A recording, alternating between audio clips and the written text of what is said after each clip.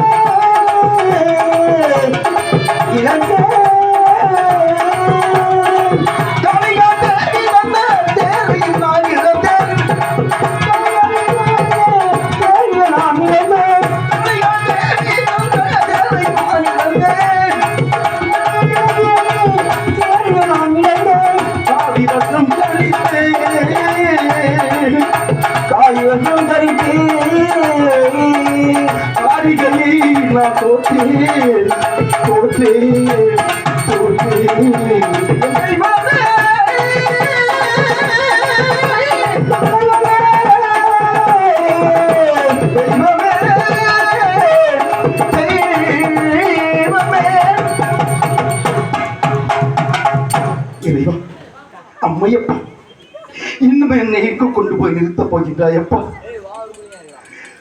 நீ காத்த மயானத்துக்கே இந்த அரிச்சந்திரன் வந்துவிட்டேனப்பா, வந்துவிட்டேன். இன்னும் என்னென்னலாம் செய்ய காத்திருக்கின்றாயோ தெரியவில்லையே. ஆகா, வானராவிய கோபுரங்களால் சூழப்பட்ட வலம் பொருந்திய அயோத்தி மாநகர், அந்த தீர்க்கமான அயோத்தி மகனுக்கு வருங்கால அரிச்சந்திரனாக வரப்போகின்றான் என்று எதிர்பார்த்திருந்த என் மைந்த லோகிதாசன் பிறந்தான். என் வாழ்நாளில் ஏற்பட்ட சோதனை திருநாள். 33 கோடி தேவர்கள், 48,000 விஷயமாக கிண்ணவர் கம்பரிட சென்று வித்தியா அந்த அட்டத்துக்கு பாவர்கள் அனைவரும் ஒழுங்கு சேர்ந்து இந்த சூரியகுலத்தான் சிரசு மீது ஒன்றுபட்ட மணிமண்டலத்தை அணிந்து கம்பீரமாக சிம்மாசனத்தில் அமர்ந்து செங்கோல் பிடித்து அரசாட்சி கொண்டிருந்த வேளை. அப்பொழுது என் மைந்த லோகிதாசனுக்கு பிறந்த நாள். முத்து, மாவளம், பவளம், மாணிக்கம், மரகதம் அனைத்தும் தோரணமாக தந்துவிடப்பட்டது. கொம்பு, மத்தளம், வாத்தியம், மேளம், தாளம் என்ற 20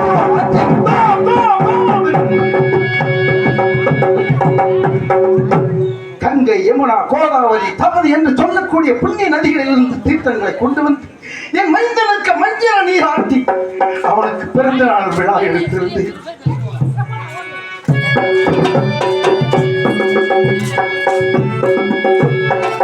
அந்த நாள் ஒரு பொன்னாளாக கருதி. ஏனென்றால் தேவலோகத்தில் வாழ்ந்த விஸ்வாமித்திர மகாமுனி ஒரு பூலோகம் வந்தார். அரண்மனையினால் அன்னவர் பாதம் பட்டதையே பெருமிதமாக கருதினி. ஆனால் அன்னவர் எதற்காக வந்தார் என்றால், அன்னவர் செய்ய மாபெரும் யாகத்திற்கு என்னிடத்தில் 48 கோடி திரவியங்கள் கேட்டார். எனது அரண்மனை களஞ்சியங்கள் வீரலட்சுமி, விஜயலட்சுமி என்ற களஞ்சியங்களை திறந்து அன்னவருக்கு தேவையான திரவியங்களை எல்லாம் வாரி வாரி வாரி கொடுத்து அதை எடுத்துச் செல்லவில்லை. அரண்மனையிலேயே வைத்து சென்றால் சூது மார்க்கமாக. ஒரு நாள் சென்ற முனிவர் காட்டு மிருகங்களை ஏறிவிட்டு நாட்டில் மக்கள் எல்லாம் விட்ட பயிர்களை அழித்து நாசம் செய்யும்படி ஏற்பாடு செய்தார். அழித்து நாசம் செய்தனர். அவைகளை வேட்டை மார்க்கமாக சென்று கொன்று குவித்தேன். மட்டுமா 2 மாதர்களை அனுப்பினார் சண்டாளி. தெய்வலோகம் தெய்வக்கண்ணி, நாகலோகம் நாகக்கண்ணி என்று இருவரும் ஓடுவார். வந்து ஆடினார்கள், பாடினார்கள், பரிசளித்தேன் வாங்க மறுத்தனர். அதற்கு பதிலாக உங்கள் பட்டத்து தேவை என்னை திருமணம் செய்து கொள்ளுங்கள் என்றார்கள். என்ன நீதிமன்னன் 56 தேசத்தையும் ஆளக்கூடிய ஏக சக்கராதிபதியை பார்த்து கேட்க வேண்டிய கேள்வியா? சென்று விடுங்கள் என்று பூச்சக்கர குடை கேட்டார்கள், பொன்னொரு மாலை கேட்டார்கள். மன்னென்றும் பாராமல் என்னை மணிபடி தீர்த்தார்கள். கோபம் பிறந்தது. 5 மணி சமத்தை எடுத்து வந்து அவர்களை அடி அடி என்று அடித்து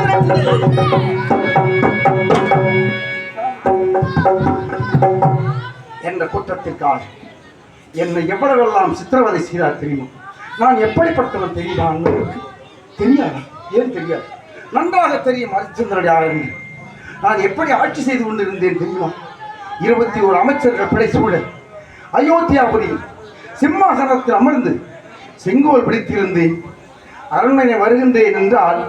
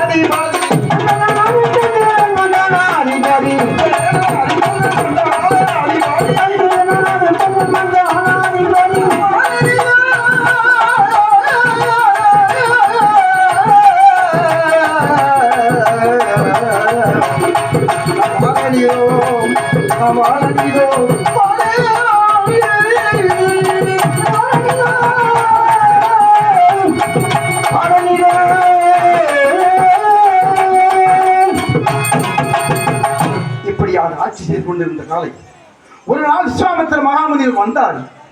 அன்னவருக்கு தேவையான திரவியங்களை கேட்டார். கொடுத்தேனே மகிழ்வோடு. ஒழுங்காக சென்றார்.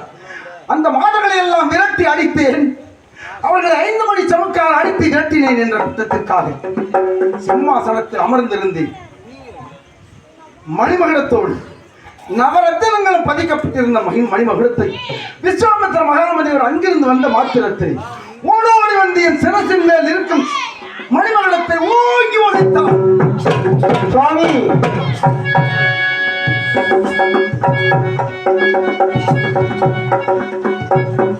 தலையில் மணிமகுடத்தை ஓங்கி உதைத்ததினால் அன்னவர் அதில் பதிக்கப்பட்டிருந்த நவரத்தினங்கள் அன்னவர் பாதத்தில் பட்டு ஐயோ ரத்தங்களெல்லாம் சுட்டுகின்றனவே. என் தேவியால் இடத்தில் கூறி, தேவி பார்த்தனையா, விஸ்வாமித்திரருக்கு வந்த கோபத்தில் மணிமகுடத்தில் கால்பட்டு அன்னவர் பாதத்திலிருந்து பாதம் ரத்தம் சொட்டுகின்றது. அதனால் அன்னவரிடத்தில் நான் கேட்டேன், யாதொரு குற்றம் தன்னை யாதொரு குற்றம் தன்னை அடியனான் செய்ததில்லை. தீதொரு கோபம் ஒன்றே என் சிரம் தன்னை உதைத்ததாலே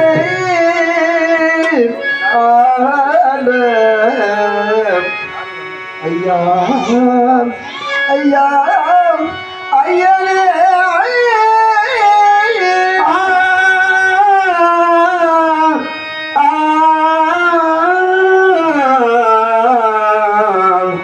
ஐயா ஐயா ஐயா தங்கள் பாதம் முன்னிடமே சுவாமி, தங்கள் பொற்பாதங்கள் ரத்தம் சொட்டுகின்றன. இந்த பழிக்கு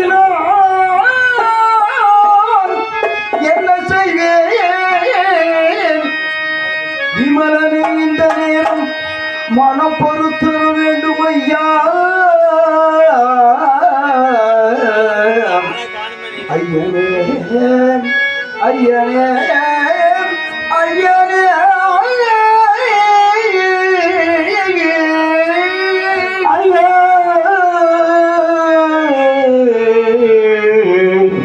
ஐயனே ஐயா ஐயா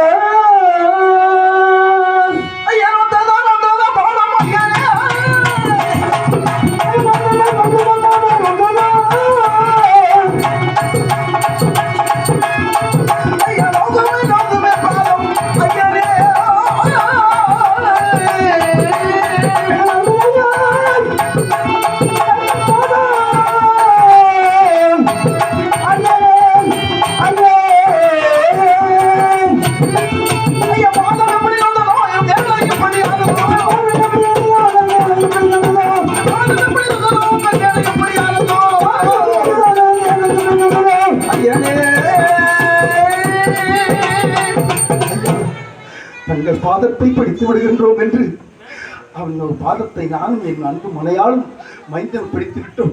அதற்கு எங்களை ஓங்கி உதைத்து தள்ளி, ஹரிச்சந்திரா, நீ என்ன சமாதானம் சொன்னாலும் அதை நான் கேட்க தயாராக இல்லை. நீ நீசனாக போ என்று சாபம் கொடுத்ததுதான் என்றார். ஐயனே, எனக்கு இப்படிப்பட்ட சாபமா?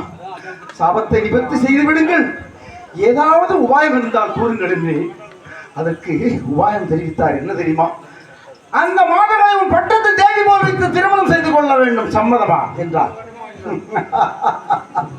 ஹரிச்சந்திரன் தன் தாரமே தாரம் பிறர் தாரத்தை தாயாகவும் தமக்கையாகவும் மதிக்கக்கூடியவனை பார்த்து இப்படிப்பட்ட வார்த்தையை கேட்கலாமா என்று அந்த மாதர்களை மணைந்து கொள்வதை விட என் கண்ணை வேண்டியுவேன், கண்ணை வேண்டியுவேன், நான் காக்கின்றேன், மண்ணை வேண்டிடுவான் உடல் ஏகுவேன், காக்கின்றேன், இந்த மண்ணை வேண்டிடுவேன், பொன்னை வேண்டியே நீசகுல மாதரை வேண்டினேன் ஐயா.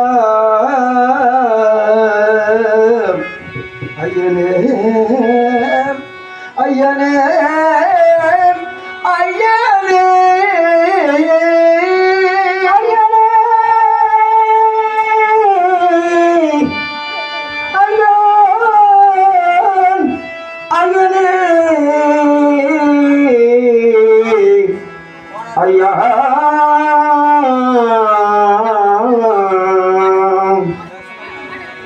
அதற்கு என் கண்ணை வேண்டுமானாலும் மீண்டு தருகின்றேன்.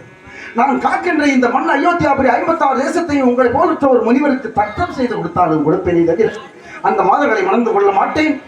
என் நாவினால் ஒரு பொய் உரைக்க மாட்டேன், இது சத்தியம் என்று அதை உண்மையாக சொன்னதை உண்மையாக பற்றி கொண்ட அந்த முனிவர், ஹரிச்சந்திரா, நீ யாருக்கும் தானே வார்த்து கொடுக்க வேண்டாம், நீ சொன்ன சொல் தவறாதவன் தானே, அப்படி என்றால் இந்த 56 தேசத்தையும் எனக்கே தாரை வார்த்து கொண்டிருந்தார். சொல்லி சிக்கிக்கொண்டேனே தேவி, என்ன செய்வது தேவி என்னதற்கு என் அன்பு மனையால் கூறினாள். சுவாமி, சத்தியத்தோடு வாழ நினைத்தீர்கள், உங்களைத்தான் நாங்களும் பின்பற்றி வாழ்கின்றோம், சொன்ன சொல்லை மாற்றாதவர்கள் தாங்கள், அப்படியே இந்த 56 தேசத்தையும் அன்னவருக்கு தாரை வார்த்து கொடுத்து விடுங்கள் என்றாரே. ஐயோ, தாரை வார்த்து கொடுத்து விட்டேன், அந்த முனிவருக்கு 56 தேசத்தையும் தாரை வார்த்து கொடுத்து விட்டேன். அதன் பிறகு நான் என்ன செய்வது? இந்த அயோத்தியிலிருந்து ஒரு கணம் கூட இருக்கக்கூடாது, நாட்டை விட்டு சென்றேன். செல்லும் பொழுது ஹரிச்சந்திரா நில் என்றார். ஏன் சுவாமி, நாடு ராஜ்யங்களை எல்லாம் உங்களுக்கு தாரை வார்த்து கொடுத்த பிறகு இந்த நாட்டில் எனக்கு என்ன வேலை, வேற்று தேசம் செல்கிறேன் என்று 48 கோடி திரவியங்கள் கொடுத்தனையே, அது எங்கே இருக்கின்றது? உங்கள் அரண்மனையில் இருக்கின்றது. அது நீங்களாக நாட்டை தாரை வார்த்தாயா? நீ இல்லையே. அதனால் அந்த 48 கோடி திரவியம் எனக்கு கொடுத்தாக வேண்டும் என்றார். ஐயோ, நாட்டையும் கொடுத்து வாய்க்கொழுப்பினால் கடனையும் சுமந்து கொண்டேன். ஐயா, நான் என்ன செய்வேன்? இந்த 48 கோடி திரவியத்தை கொடுக்க வேண்டும் என்றால் இந்த நாட்டிலிருந்து நான் கொடுக்க முடியாது, காசி மாநகரம் சென்று நான் கொடுக்க முடியும், வேறு வழி இல்லை என்றேன். 48 நாள் ராஜகடு கேட்டேன். நட்சத்திரகரை என்பவர் தரகராக அனுப்பி வைத்தார். அண்ணனுடன் சேர்ந்து என் மங்கை மதிதை, என் மகளின், என் மனையாளை மலகு மீதே நடந்து பழகியவளை பட்டு பீதாம்பரத்தின் மீது மலர்களை தூவி அதன் மீதே நடந்து பழகியவன் மகன் லோகிதாசன். இருவரை அந்த கல்லிலும் முள்ளிலும் காற்றிலும் அழைத்துக் கொண்டு நான் பட்டப்பாடு இறைவா, அவர்களை எப்படியாவது அழைத்து செல்ல வேண்டுமே. இப்படிப்பட்ட துன்பங்களை அனுபவித்தவர்கள் இல்லையே என்று அவர்களை எப்படி அழைத்து சென்றேன் தெரியுமா? ஐயோ, நடந்து வா மயிலே, நடந்து வா மயிலே,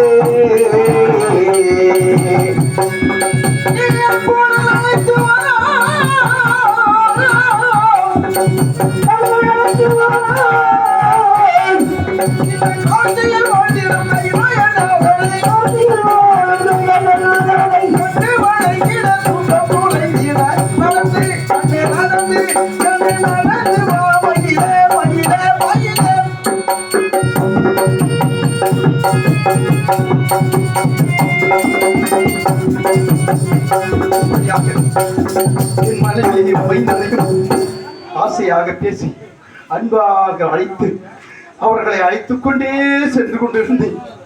அப்படி செல்லும் வழியில் சடைமா நதிக்கரையில் இருந்து வந்த நட்சத்திரர்கள் எங்களை கெட்டி கெட்டி அண்ணாந்தால் போட்டு நெற்றியில் கல்லை வைத்து அடித்து சித்திரைவதை செய்தார். அந்த பாலைவனத்தில் குடிக்க குடிநீர் கூட இல்லாத தருணத்தில் அன்னம் வேண்டும் என்றார். அந்த காட்டில் அப்பாட்டிற்கு நான் எங்கு செல்வேன்?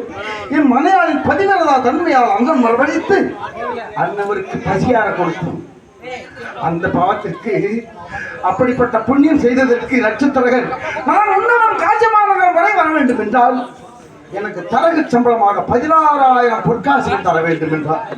ஐயோ, 16,000 பொற்காசுகளா? அந்த விஸ்வாமித்திர முனிவருக்கு சேர வேண்டிய திரவியம் 48 கோடிக்கே நான் என்ன செய்வேன் என்று தெரியாமல் தடுத்துக் கொண்டிருக்கின்றேன்.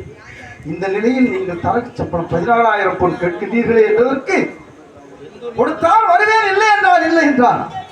ஐயனே, விஸ்வாமித்திர மகாஞ முனிவருடைய கடன் அடையட்டும், மிகுதி இருந்தால் தருகின்றேன் என்று கூறி ஒப்புக்கொண்டு வந்தார். காசி மாநகரம் சென்று அந்த சிவனை நாடி காசி மாநகரம் சென்று அந்த சிவனை வணங்கலாவது ஏதாவது வழி கிடக்குமே என்று சிவ சிவ உந்தன் பாதம் சேவித்த கரம் இது செங்கோலை ஆந்த மன்னன் செல்கின்றேன் காசி.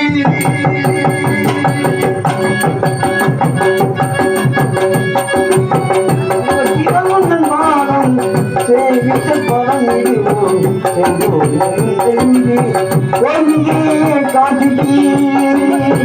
சிவ சிவ உந்தன் பாதம் சேவித்த கரம் இதுவோ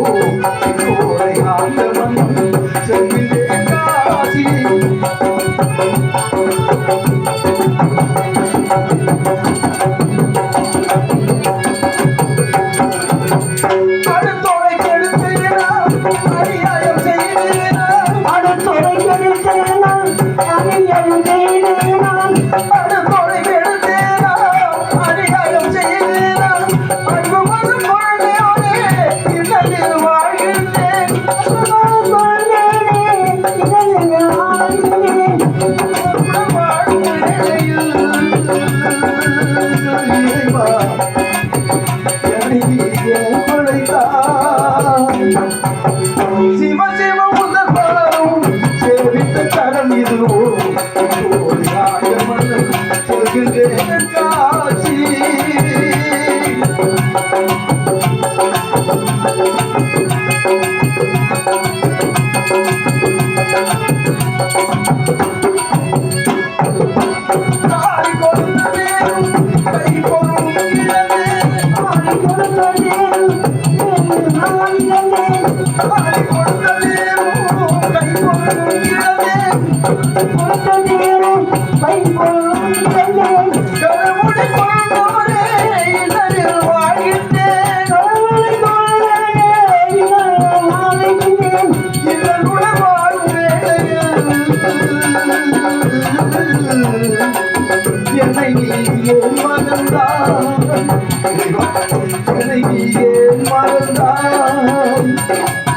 சிவ சிவ உணர்வாலும் சேவித்த தரம் இது ஆண்டவன் செய்கின்றே காசி சிவ சிவா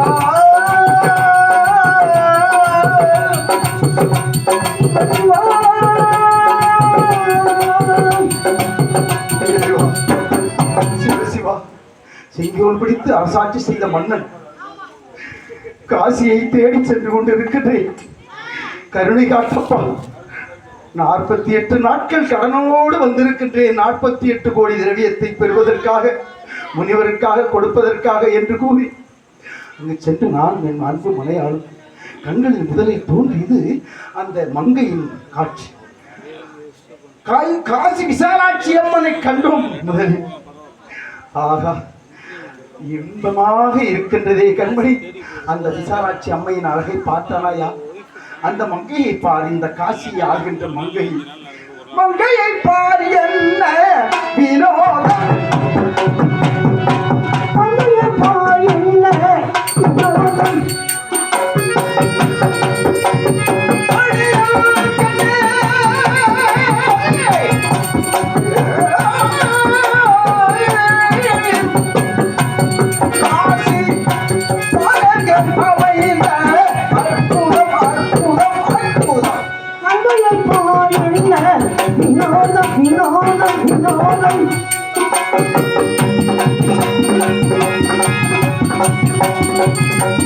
சித்திரத்திலே செல்வது பற்றி அழைத்த ஒரு புதுமை, சித்திரத்திலே பதுமை அழைத்த ஒரு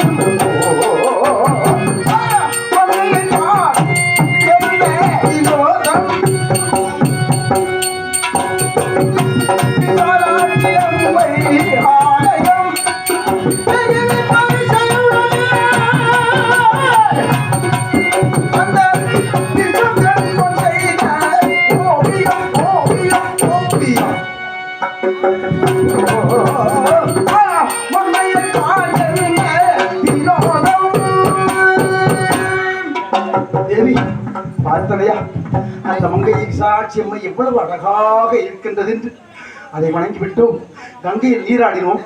பக்தியோடு அந்த சிவனை வணங்கினோம்.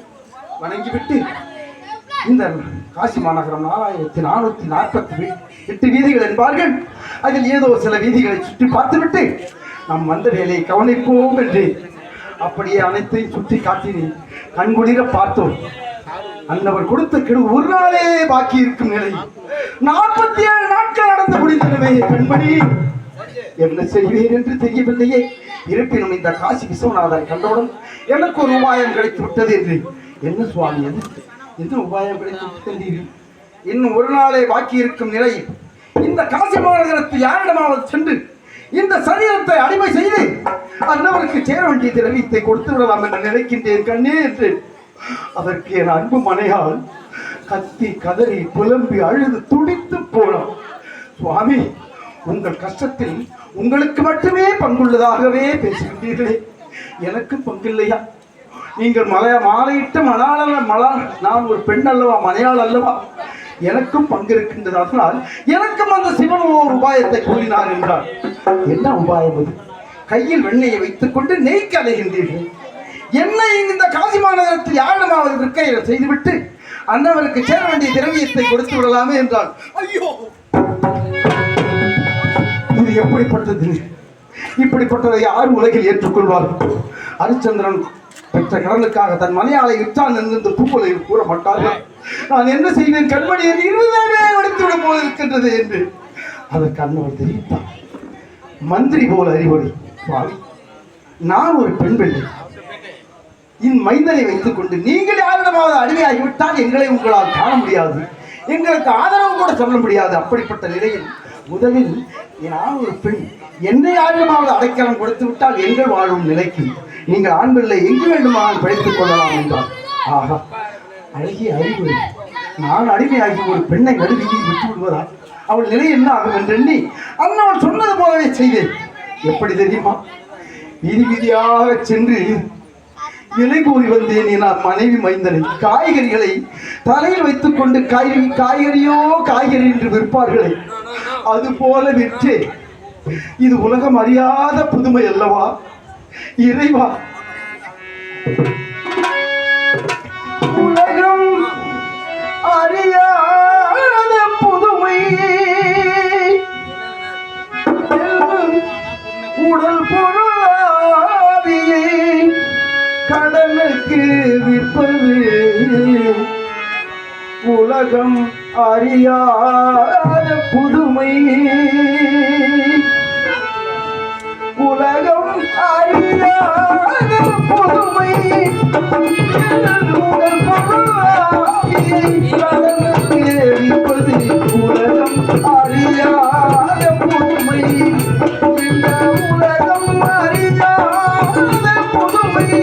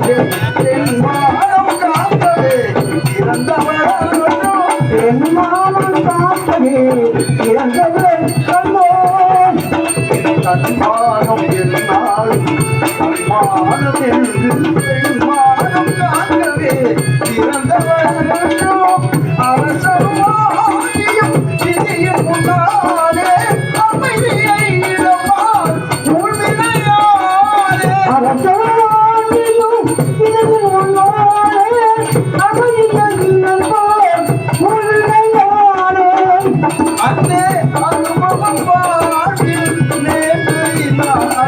உலகம் அறியாத புதுமை, இந்த உலகம் அறியாத புதுமை.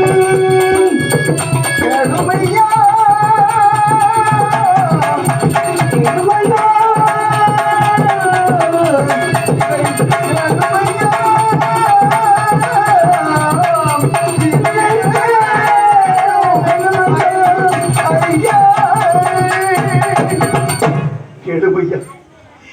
கெடுமையா, என் அன்பு மனையாளை கெடுமையா.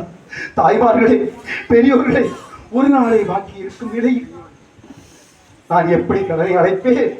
யாராவது முன்னுக்கு வந்து இந்த ஒரு நாள் கெடுவிற்குள் 48 கோடி திரவியத்தை கொடுத்து விட்டார். நான் எந்த சத்தியத்திற்காக நாடு நகரை இழந்தேனோ, எந்த சத்தியத்திற்காக என் மனைவி மைந்தனை இந்த காட்டிலும் முள்ளிலும் அழைத்து வந்தேனோ, அதிலிருந்து நான் விடுபட்டு விடுவேன். நான் சத்தியத்தின் பாதையில் இருந்து விலகாமல் இருந்து விடுவேன் என்று கூறி மன்றாடினேன், கெஞ்சினேன். ஒருவரும் வரவில்லை. நான் என்ன செய்தேன்? மறுவீதிக்கு சென்றேன். எந்த தேவியாலை விற்கின்ற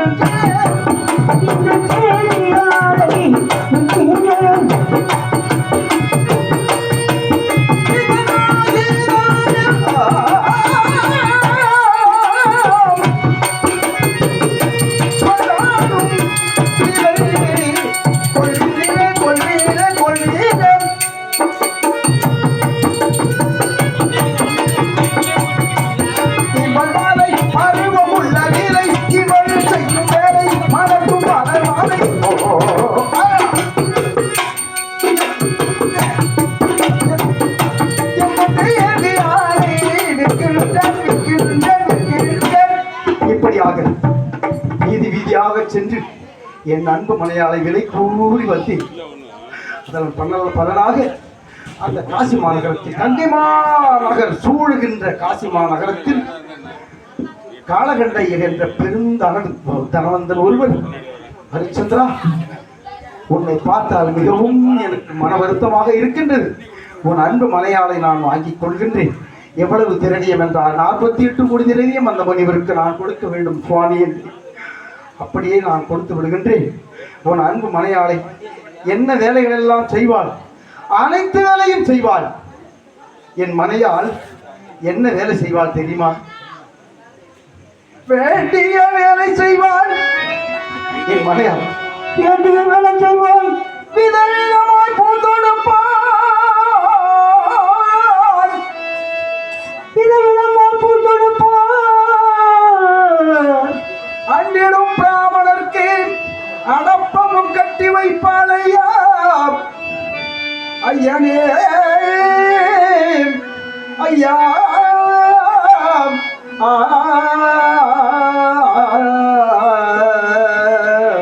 ஐயா.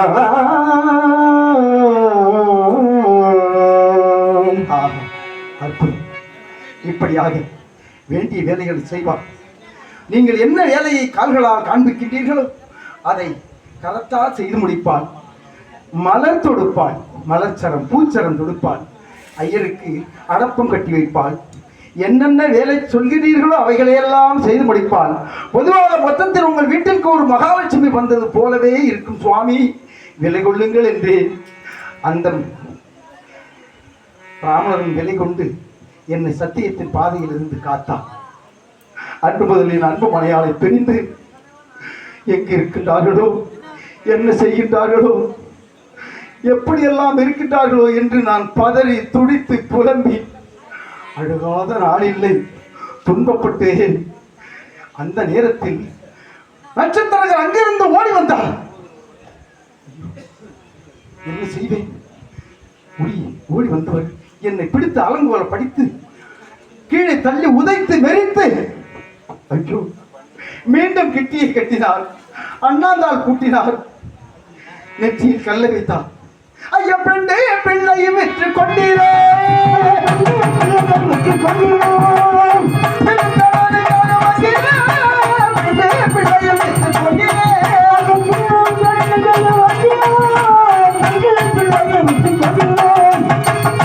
ஐயோ மட்டுமா காலை தூக்கடா என்று சொல்லி ஒற்றை காலில் வைத்தார். ஐயா ஒற்றை காலில் என்ன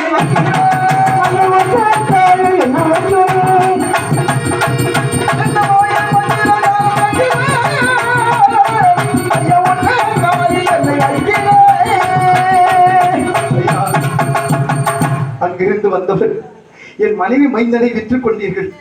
ஒண்டியாக நின்று கொண்டிருக்கும் என்னை சித்திரவதை செய்து ஒற்றை காலில் வைத்து அண்ணாந்தால் கூட்டி சித்திரவதை செய்கின்றீர்கள். என் மனைவி மைந்தனை விற்றுக் கொண்டீர்கள், இன்னும் என்னையா உங்களுக்கு பாக்கி இருக்கின்றது என்று. ஹரிச்சந்திரா, சரைமாநதி கரையில் இருந்து நான் காசி மாநகரை உன்னுடன் வர வேண்டும் என்றால் 16,000 பொற்காசுகள் தரகு சம்பளம் தருகின்றாய் என்றாயே, எங்கே என்றார். ஐயோ, அந்த என் மனைவி மைந்தனை விற்றதில் கிடைத்தது அந்த முனிவருக்கு சேர வேண்டிய 48 கோடி திரவியம். அன்னவர் கடனை தீர்த்து விட்டேன். மிகுதி இருந்தால் உங்களுக்கு கொடுத்திருப்பேன். என்னிடத்தில் மிகுதி இல்லையே சுவாமி என்றேன். துரோகி, சண்டாளா, காசி மாநகரத்திலிருந்து நாம் அயோத்தியிலிருந்து காசி மாநகரம் வரும்பொழுது எத்தனை பேர்களால் நீங்கள் வந்தீர்கள், உங்கள் குடும்பத்தார் என்றார். நான் என் மனைவி மைந்தன் என்றேன். 3இல் விஸ்வாமித்திரர் கடனுக்கு என்ன ஆயிற்று? என் மனைவி மைந்தனை விற்று கொடுத்து விட்டேன். அப்பொழுது என்னுடைய கடனுக்கு என்ன ஆயிற்று? என்ன செய்வது என்று தெரியவில்லை. மடையனை, இந்த பாழும் சரீரம் இருந்து என்னடா செய்ய போகின்றாய்? இந்த சரீரத்தை ஆழமாவதி விலை செய்து என்னுடைய தரகு சம்பளத்தை கொடுத்து விடுகின்றார். ஐயோ, என் மனைவி மைந்தனை பிரிந்ததில் இந்த பாழும் சரீரம் ஒன்று இருப்பதையே நான் ஒரு கணம் மறந்து விட்டேன். ஐயா, பித்து பிடித்தவன் போல் இந்த காசி மாநகரத்தில் சுற்றி வந்து கொண்டிருக்கின்றேன். இப்பொழுதாவது ஞாபகப்படுத்தினேன். நான் தெரு தெருவாக விலை கூறி வருகின்றேன். இந்த சரீரத்தை விட்டு உங்களுக்கு தருகின்றேன் என்று கூறிவிட்டு தெரு தெருவாக கூறினான்.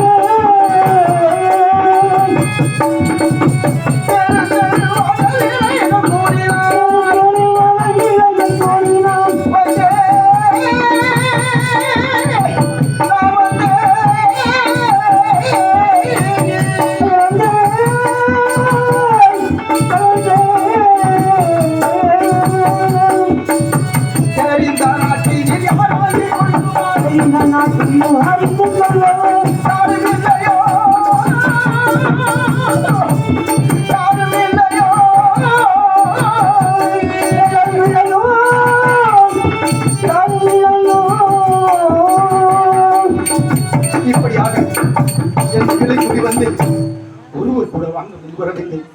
நட்சத்திரகரும் என்னுடனேயே சுற்றி கொண்டிருக்கின்றார். எப்படியாகிலும் தரகு சம்பளத்தை பெற்றுவிட வேண்டும் என்று. ஐயனே, நான் என்ன செய்வேன்? அனைத்து வீதிகளையும் சுற்றி வருகின்றேன். ஒருவர் கூட என்னை அடிமை கொள்ள முன்வரவில்லையே, நான் என்ன சுவாமி செய்வேன் என்பதற்கு அடே, காசி ஈசான்ய மூலையில் பஞ்சமரில் வசிக்கக்கூடிய வீதி ஒன்று இருக்கின்றது. அங்கு செல். அங்கே உன்னை விலை கொள்வார்கள். உன் சரீரத்தை விற்று என்னுடைய கடனை கொடடா என்றார். ஆஹா, யாராக இருந்தால் என்ன, எனக்கு என் சத்தியம்தான் முக்கியம்.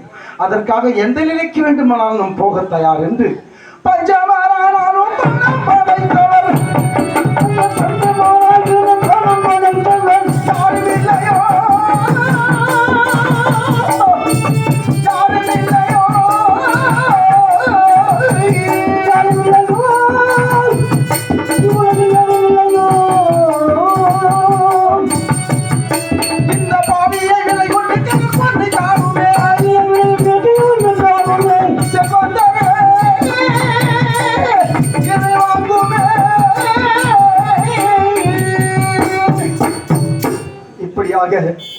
விலை கூறி வந்ததன் பலனாக பஞ்சனர் வீதியில் இருந்து வீரமாக என்பவர் என் எஜமான் எனக்கு 16,000 பொற்காசுகளும் கொடுத்து எனக்கு பணியும் கொடுத்திருக்கின்றார்.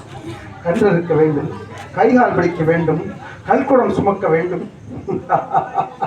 பாராட்ட மன்னன் கந்த கபட வாசல் திரவியங்களை எல்லாம் உடலெங்கும் பூசிக்கொண்டு திரைந்த ஹரிச்சந்திரா தினந்தோறும் ஒரு சிம்மாசனம், தினந்தோறும் ஒரு மணிமுடி, யானை மேல் அம்பாரி வைத்து சென்றாய் அல்லவா? இப்பொழுது உன்னை மயானத்தில் நடக்க விட்டுவிட்டேனே, என்ன செய்வாய் என்று என்னை பார்த்து அந்த சிவன் பரிகசிப்பது போலவே இருக்கின்றது. என்ன செய்வேன்? வீரபாகுவிற்கு கண்டெடுத்தேன், கைகால் பிடித்தேன், செய்ய தெரியாத வேலைகள் அத்தனையும் செய்தேன். போதா குறைக்கு கடைசியாக இந்த பணிகள் எல்லாம் உனக்கு சரியில்லை, மயானம் காக்க செல்கின்றார். ஐயோ, மயானம் காக்கவா? ஆகா, மயானம் காக்க செல்ல வேண்டும். அங்கே வருகின்ற ஒவ்வொரு பணத்திற்கும் கால்பணம் முழத்துண்டு வாய்க்கரிசி பெற வேண்டும். அந்த கால்பணம் முழத்துண்டு வாய்க்கரிசி என்னிடம் வந்து சேர வேண்டும். அப்படி ஏதாவது நீ ஏமாற்றினால் இந்த சத்தியத்தின் பாதையில் இருந்து நீ மாறிவிட்டாய் என்பது அர்த்தமாகும். அதனால் கால்பணம் முழத்துண்டு ஒவ்வொரு பணத்திற்கும் வசூலித்து அதை எனக்கு அனுப்பி வைக்க வேண்டும். வாய்க்கரிசியை நீ புசிக்க வேண்டும் என்று எனக்கு ஆணையிட்டார். செங்கோல் பிடித்து அரசாட்சி செய்த மன்னன் வரிவர்க்கெல்லாம் வாரி வாரி வாரி கொடுத்த இந்த காரணத்தினால் இப்பொழுது கால்பணம் முழத்துண்டு கொல்லிகாசு வாங்குவதற்காக செல்கின்றேன் மயானம். கொல்லிகாசு வாங்குவதற்காக செங்கோல் பிடித்திருந்த நான் பிணம் சுடும் சுடுகோலை பிடித்துக் கொண்டு ஐயோ செல்கின்றேன். கைதலில கோல் எடுத்து காலனை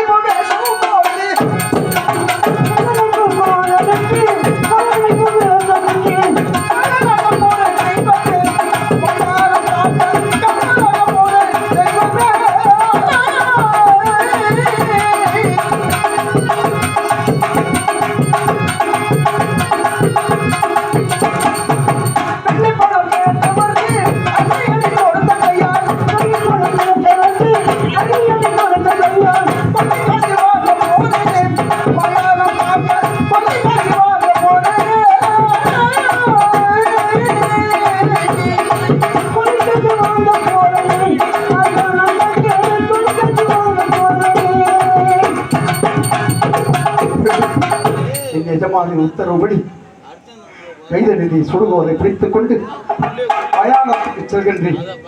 அங்கு வருகின்ற ஒவ்வொரு பணத்திற்கும் கால்பணம் முழத்துண்டு வாய்க்கரிசி பெற வேண்டும். கால்பணம் முழத்துண்டு என் எஜமானுக்கு சேர வேண்டும். வாய்க்கரிசியை நான் புசிக்க வேண்டும். தவறாமல் இந்த பணியை செய்து கொண்டிருக்க வேண்டும்.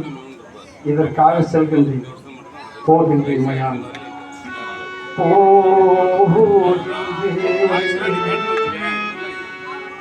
போகின்றேன் நான் போகின்றேன்.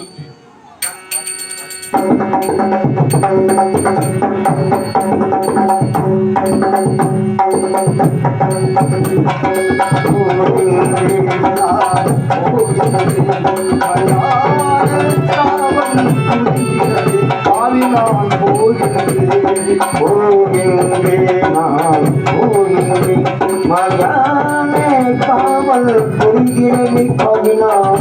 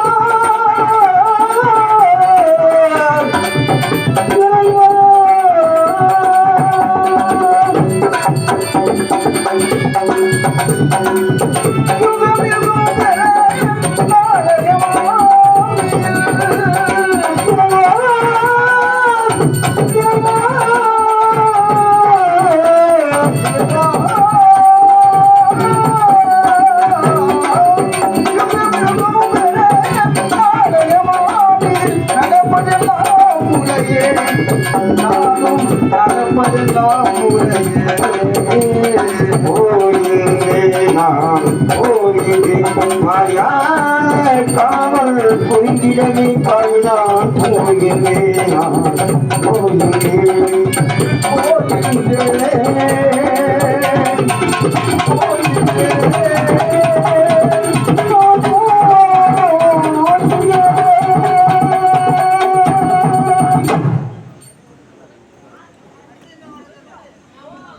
சூப்பர். கலைஞரே கலைஞரே ஒரு வார்த்தை பின்னாடி கலைஞரே சூப்பரா ஆடுறாரு. நல்லா மனப்பாடம்.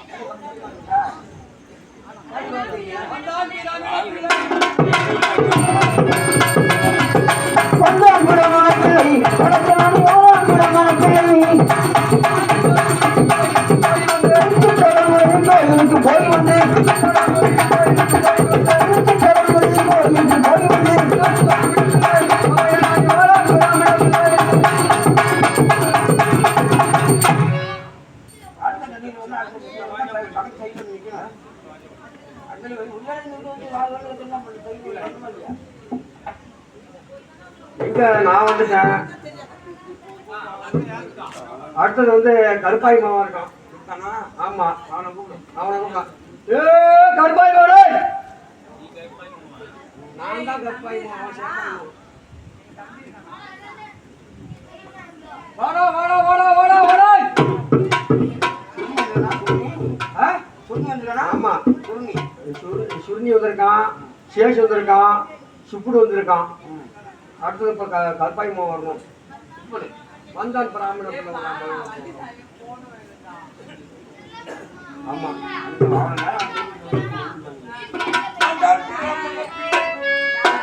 வந்தான் பிராமண பிள்ளை, ஆறாம் பிராமண பிள்ளை, வணக்க நடி வந்தான் பிராமண பிள்ளை. அண்ணமானம் விட்டு அண்ணாவசம் முடித்து வந்தான் பிராமண பிள்ளை, வணக்க நாடி வானான் பிராமண பிள்ளை.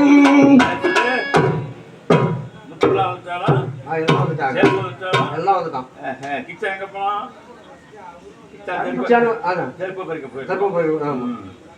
நான் என்ன சொன்னேன், நீ சின்னவனா இருக்கிற, உனக்கு தெற்ப பறிக்கலாம் தெரியாதா, நான் பறித்தரேன்டான்னு சொன்னேன். சரி அவன் ஏத்துக்கல. அப்புறம் அவன் என்ன சொல்றான், நான் தான் தெற்ப பறிச்சு கொண்டு கொடுக்கணும் தாத்தா இருக்கு. சரி நெய்யெல்லாம் பறிச்சு கொடுத்தா சத்தியத்துக்கு பெதம் ஆயிடுமா. சரி அதெல்லாம் அவன் சொல்லிட்டு போயிட்டான்டா. அதனால அவன் சொல்லிட்டு போயிருக்கிறான். சரி நம்ம வேலையை நம்ம பார்ப்போம். சரி சரி என்ன சாதனத்துல வந்த? நான் வந்து எலுமிச்சம்பழம். எலுமிச்சம்பழ சாதமா? நான் புளிச்சான் வந்துருக்கேன். எதை புளிச்சான்? என்ன புளிஞ்சாங்களா? சாதம்டா. அப்படி சொல்லு, விளக்கமா சொல்லு. புளிஞ்சான்னா புளிஞ்சானா புளி சாதம், தயிஞ்சானா தயிர் சாதம், எலுமிச்சானா எலுமிச்சை சாதம் எடுத்துட்டு வந்திருக்கேன். சரி அவன் பசியோட வந்தானே, அவனுக்கு கொஞ்சம் கொடுக்குமா? சாப்பிடுவான் அவன்? சாப்பிட மாட்டான். குமாரண்ணே சாப்பிடுவான் அவன்? போட்டா சாப்பிடுவான். ஓட்டா சாப்பிடுவான். அவன் எங்க சாப்பிட போனான்?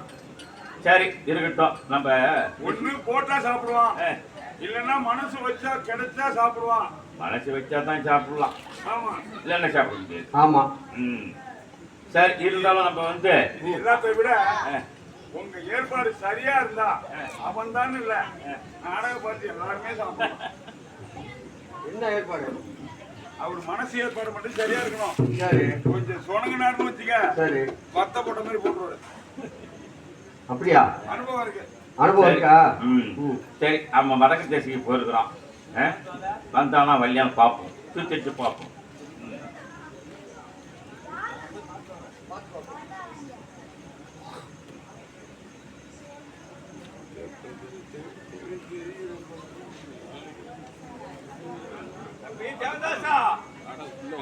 அண்ணமா இருக்கலாம்.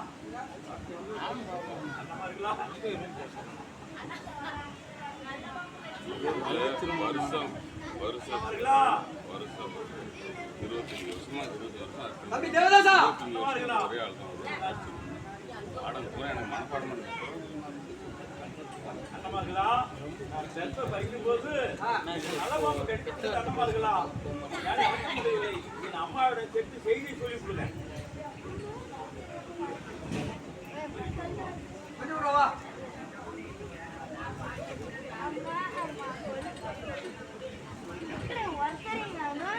இவ்வளவு பேர் இருக்கு தெரியல உனக்கு?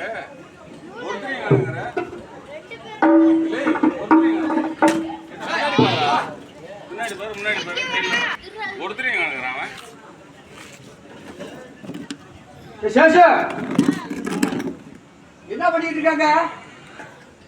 பாம்பு கட்சித்த அம்மாளுக்கு என்ன பதில் சொல்றது தெரியல. நல்ல பிள்ளைய நல்ல பாம்பு கடிச்சது. ஒன்ன வந்து புடையாண்டா குத்தும். என்ன? ஆமா, ஒன்ன புடையா குத்தும், கட்டுவே கடிக்கும்.